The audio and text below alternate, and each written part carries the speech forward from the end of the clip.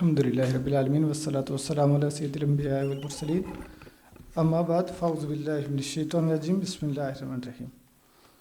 عزیزان مکرم، جناب رئیس الجلسہ، دیگر اساتذہ کرام، پی ایچ ڈی اسکالر صاحبان اور ادارہ حاضہ کے طلباء، السلام علیکم ورحمۃ اللہ وبرکاتہ. میری خوش قسمتی ہے کہ مجھے اس سال بھی کانفرنس میں مقالہ پیش کرنے کی سعادت ملی. بنیادی طور پہ میں یہاں سیکھنے آیا ہوں اہل علم سے، اور میری نوعیت بھی تھوڑی مختلف ہے. میں پی ایچ ڈی کرنے کے بعد دور حدیث اب کر رہا ہوں. مطلب یہ کہ بعض لوگ پہلے اپنے شہادت العالمیہ مکمل کرتے ہیں، تخصص کرتے ہیں، پھر پی ایچ ڈی میں انرول ہوتے ہیں. میرے کچھ معاملات اس طرح سے ہیں، اور الحمدللہ میں تخصص فی الفکر الاسلامی کا مقالہ لکھ رہا ہوں جامعہ ادارہ رحیمیہ سے. استاد مکرم مفتی ڈاکٹر سعید الرحمان صاحب کی نگرانی میں اور انہی کی مشاورت سے میں نے یہ عنوان لیا، چونکہ حجت الاہل بالغہ کا خصوصی مطالعہ کر رہے تھے ہم.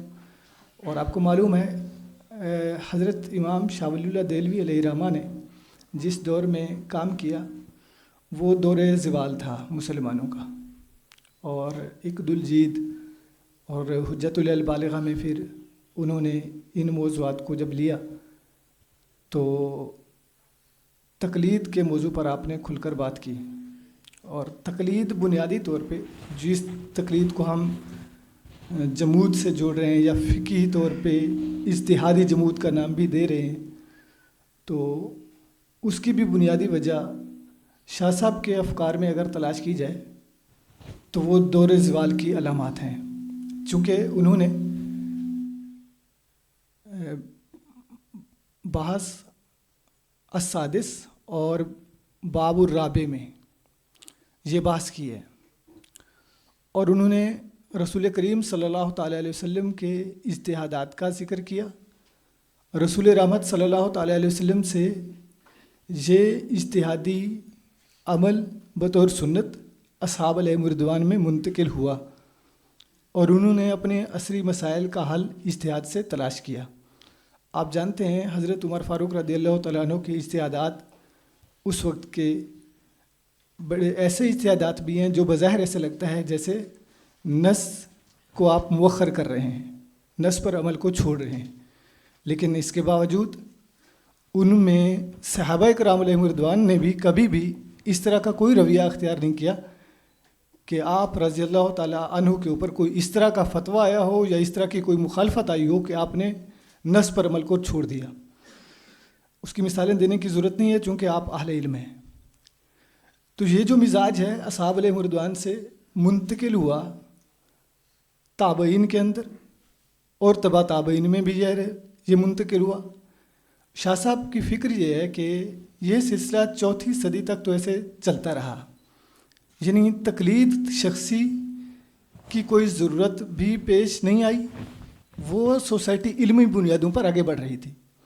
وہاں پہ ہر فرد اپنے آپ کو علمی طور پہ مضبوط کرنے کی کوشش میں تھا، یا کم از کم سوسائٹی میں سماجی سطح پر اتنا شعور ضرور موجود تھا کہ دین کو وہ اندھا دھند نہیں سمجھتے تھے، وہ دین کو بصیرت کی بنیاد پر سمجھتے تھے.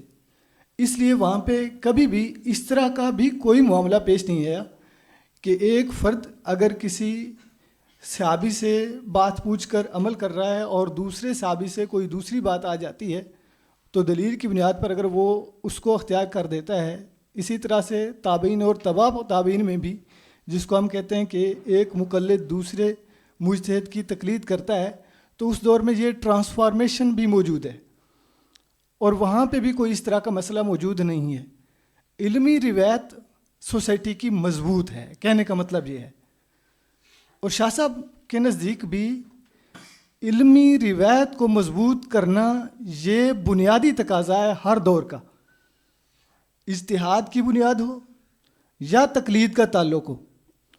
دین میں یہ دونوں بنیادی حیثیت رکھتے ہیں، چونکہ ہر فرد سے آپ اجتہاد کا تقاضا نہیں کر سکتے، نہ ہر فرد کے اندر اس چیز کی صلاحیت موجود ہوتی ہے. البتہ دین اسلام کا تقاضا ہے اہل علم سے، جو تدبر و تفکر کرنے والے لوگ ہیں ان سے یہ بنیادی مطالبہ ہے کہ وہ اپنی صلاحیت کا بھرپور استعمال کریں اور مسائل کا حل تلاش کریں. ان سے تقاضا کیا جاتا ہے، دین ان سے تقاضا کرتا ہے. اس لیے جس چیز کا مطالبہ ہو وہ چیز کبھی بھی جمود کا شکار نہیں ہو سکتی. یہ بحث ہی ہمارے نزدیک نہیں رہنی چاہیے کہ اجتہاد میں کبھی جمود آیا یا جمود آ سکتا ہے یا اجتہاد رک سکتا ہے. یہ علمی روایت ہے جو دور زوال کی پیداوار میں سے ہے کہ اس طرح کے سوالات ہمارے درمیان پیدا کر دیے گئے یا اس طرح کی بحث ہمارے اندر پیدا کی گئی جس کی وجہ سے ہم مختلف رائے ہوئے. تو اجتہاد بھی دین اسلام کا فطری تقاضا ہے اور دین اسلام کی بنیادی روح ہے. اور جب اجتہاد ہوگا تو ظاہر ہے بعض لوگوں کو پھر تقلید بھی کرنی پڑتی ہے.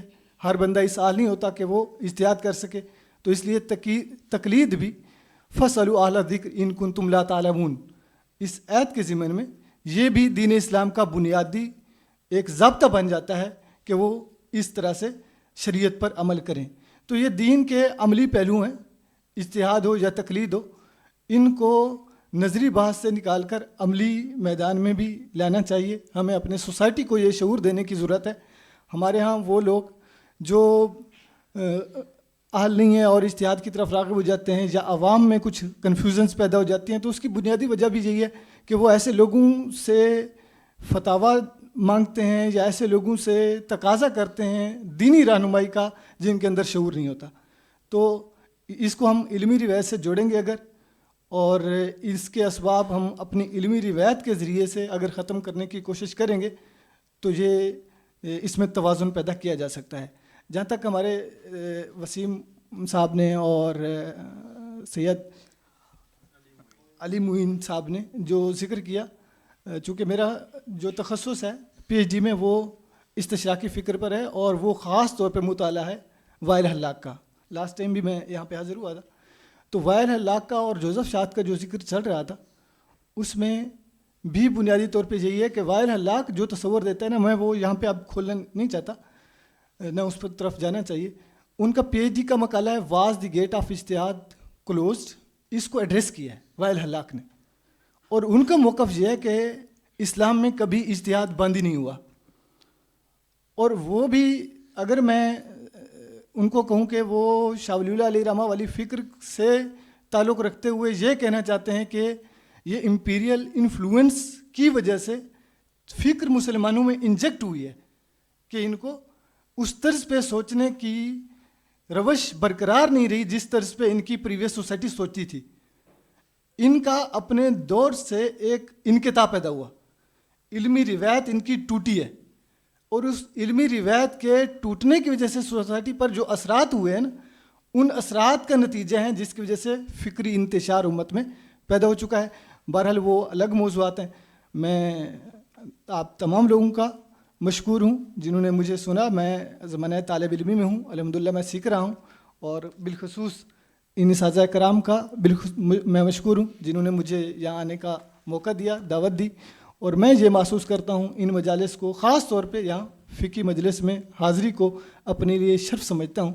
مجھے قرون اولیٰ کے جو کتابوں میں ہم پڑھتے ہیں ان مجالس کی یاد آ جاتی ہے جب ہمارے اہل علم بیٹھ کر طلباء کو یا اہل علم کو مختلف موضوعات پر بات کرنے کا موقع دیتے تھے اور پھر کسی نتیجے پر پہنچا جاتا تھا. اس لیے میں بالخصوص ہم اپنے اس قرون اولیٰ کے دور کے طرف اگر ہم بڑھ سکتے ہیں، علمی روایت ہماری اس سے مضبوط ہو سکتی ہے اس طرح کی کانفرنسز، سیمینارز اور فقہی مجالس سے، تو یہ ہماری خوش نصیبی ہوگی. بہت شکریہ. والسلام ورحمۃ اللہ وبرکاتہ.